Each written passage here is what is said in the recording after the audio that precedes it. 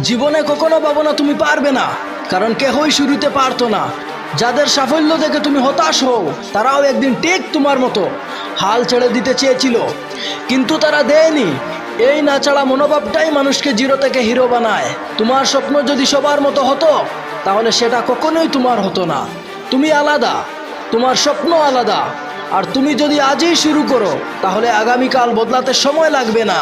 তাই আজ থেকেই শুরু করো। সব ভয়, অলসতা আর সন্দেহ ফেলে নিজের জন্য একটা যুদ্ধ শুরু করো, কারণ এটা তোমার জীবন, আর নিজের জীবনের হিরো তোমাকেই হতে হবে।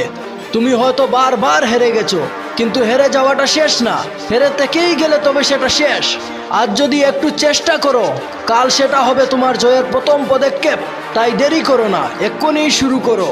কারণ কেউ তোমার জন্য স্বপ্ন পূরণ করে দেবে না, সেটা তোমাকেই করতে হবে। তোমাকে থামিয়ে রাখবে হাজারটা কারণ, কিন্তু উঠে দাঁড়ানোর জন্য তোমার দরকার শুধু একটা সিদ্ধান্ত। হয় তুমি এক জীবনের ভিতরে হাজারটা আফসোস নিয়ে বাঁচবে, না হয় একটা সাহসী সিদ্ধান্ত নিয়ে নিজের গল্পটাকে বদলে ফেলবে। মনে রাখো, তোমার স্বপ্নকে বাস্তব করতে হলে আগে তোমাকেই বাস্তব হতে হবে। আর সেটাই আজ থেকে শুরু হোক। তোমার ভয় নয়, এবার হোক তোমার বিজয়। আজ তুমি প্রথম পা রাখলে সেই পথে, যেটা তোমাকে জিরো থেকে নিয়ে যাবে হিরো পর্যন্ত।